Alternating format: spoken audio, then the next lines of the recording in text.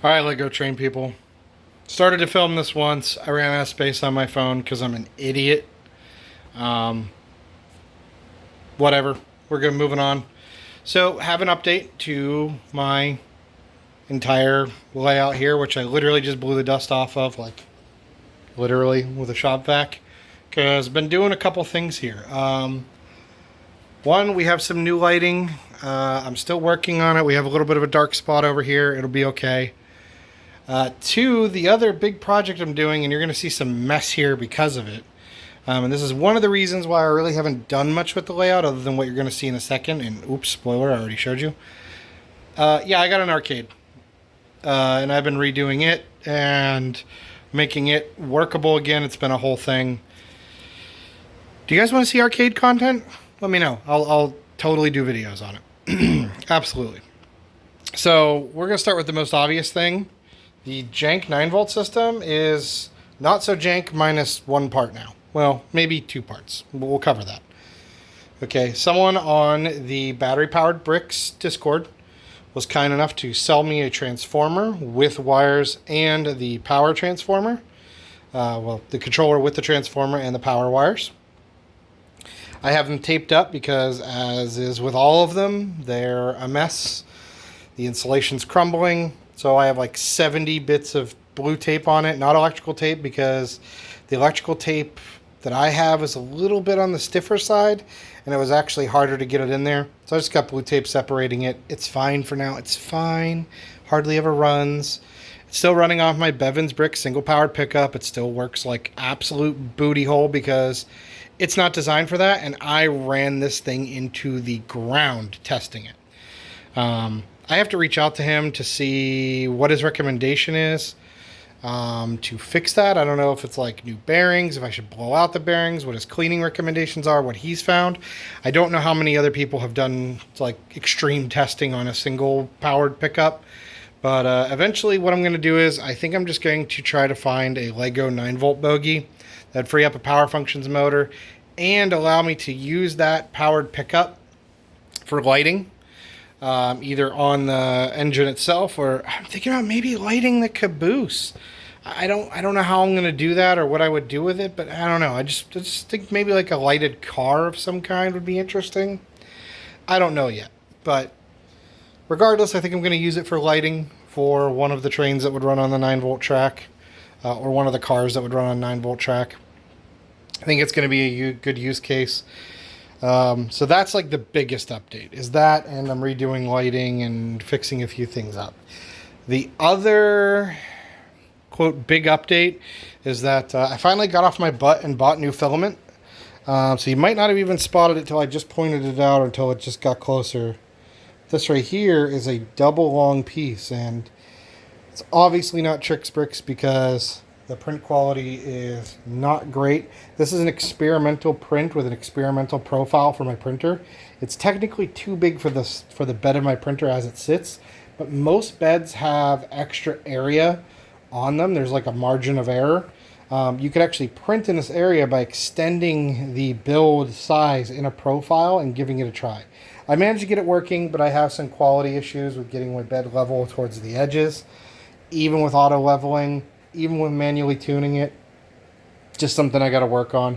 For now, it's acceptable enough for my layout. And unless you're local near me, I probably won't offer this or ship this to you or anything like that. Just because I don't think it's ready for the big time. I don't think any of my prints really are, and I don't think I ever will. Most of them are going to need post-processing. Even after I've cleaned them up, you might have to do some cleanup of your own. Just warning you, again, I'm not a professional printer. I'm just doing it as a favor and as a hobby. The other thing you might notice is you might see some colors underneath the rails.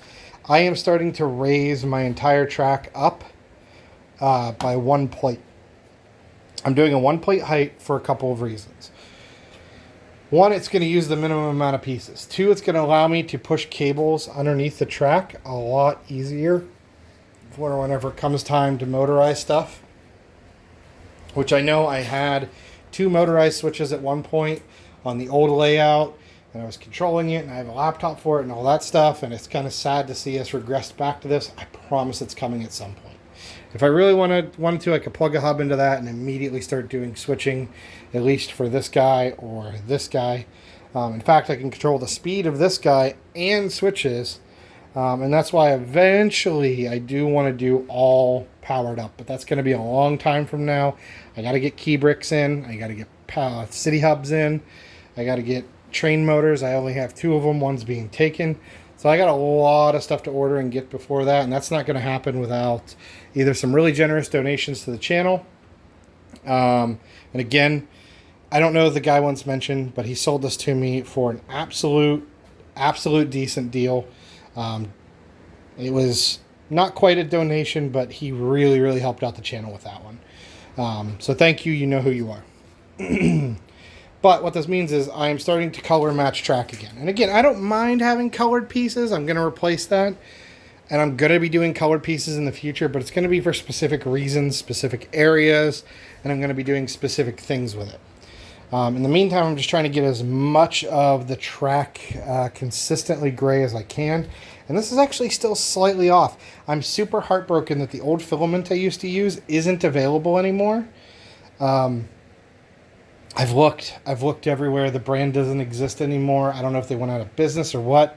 I had picked up like 4 rolls of it for real cheap, and I used it for everything before I started printing track, and now I really am kicking myself that I could have had like 4 or 5 rolls of that matched perfectly to the newer Lego gray tracks.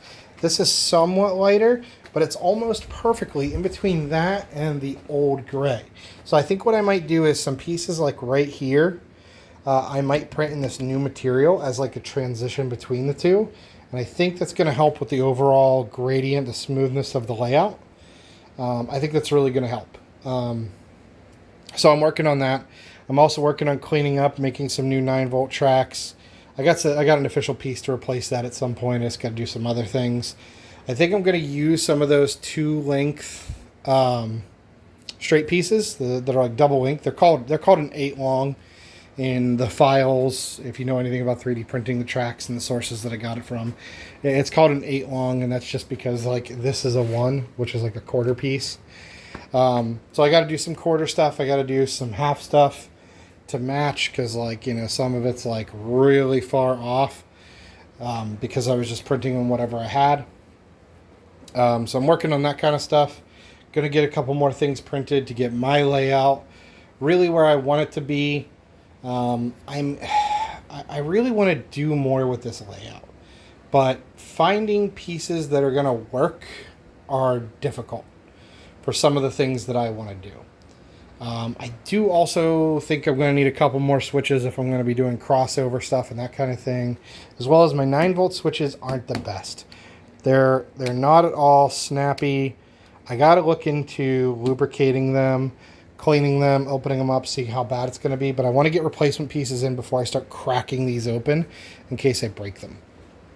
So chief among those is going to be that one back there. It's almost always pulled into here, so I can back a train into here. But also, it is the biggest pain in the butt to switch, by far. This one, again, kind of like the second worst. It stays going this way for a reason. And that's, again, just like a back a train up, but also because it's a pain in the butt. This is the only one that has any kind of decent action that I might be able to do, but it's still kind of hard.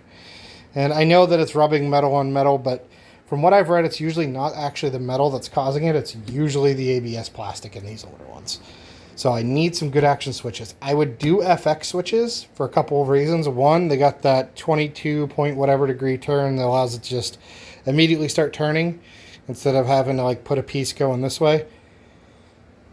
I would love to do that, but $150 US plus shipping for 2 switches is outrageous. I understand they have research and development, and that's why it's expensive. They're waiting to recoup their cost off of selling the switches they have for R40 so that they can put more into the product line so that it becomes cheaper with the higher volume that they do. I get that. I understand. You know, I would love to work with them as a sponsor and or, you know, like maybe some store credit or something to see what a couple things are about or do some like reviews on it if they're willing to do it. But short of that or some financial miracle, I'm probably not going to be doing the FX stuff, at least for a little while. What I am super interested in is their new cables for 9 volt, because the industry desperately needs a new replacement. There are a couple DIY guys on eBay, some of them good, some of them bad. I would rather see something semi-official or at least mass-produced that gives us an option to reignite 9 volt as we know it. I know they're working on that. I know they said something about Q4 for it, as well as like their controller is possibly Q4, and that's all waiting on their 9 volt connector to be finalized. They're on like their 3rd or 4th version of it, whatever. But no time soon is that going to happen. So I'm going to try to get some extra switches in at some point. It's not going to be anytime soon. I'm kind of like final with where my 9 volt stuff's going to be unless I can get an official bogey or a Bevan's Bricks double powered pickup. I could probably mess around with that. I haven't talked to him yet. I did let him know that I did a review on his product. He gave it a thumbs up. He said thank you. Again, super busy guy. I'm not expecting anything of him, but it would be cool to talk with him at some point. See what he thinks about, me torture testing his poor little single powered pickup. And again, a situation it should never be used for, but we'll see. I have a few more cars on the way, a few more train parts on the way, to hopefully do a couple things with this in the long term. I have a line on buying another one of these, but I just haven't been able to get to the guy. He's several hours away from me. It's a heck of a road trip just to get to him. I need to ask him about shipping, but I just haven't had the time or the money to really bother picking it up. But it's a good deal, so I should get on it. As well, I've had a bunch of health issues, been in and out of, let's just say I've been in and out of health situations. But again, I'm on recovery. And I'm just doing my best, guys. I really am. And I know there's going to be another video just sitting here staring at the layout talking. But I didn't want to toss any trains into operation because, one, I don't actually know if that one's charged right now. I mean, it's always charged, but there's like charged and then there's like nominal charge. I could probably run this guy around just to give some update. Come on, sync up, buddy. I think I need a new battery.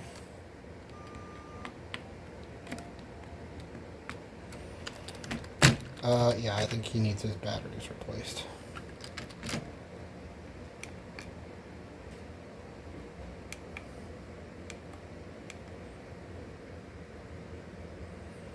No, it's doing the thing. Alright, so I got new batteries in that. But regardless, that thing runs great. I wish I could demonstrate it, but apparently it's dead. I could kick this on, but you're gonna know exactly what this is doing.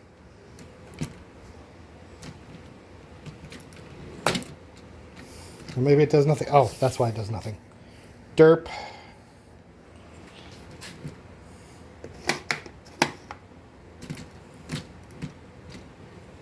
Okay, apparently just everything's broken. Everything's broken, everything's terrible.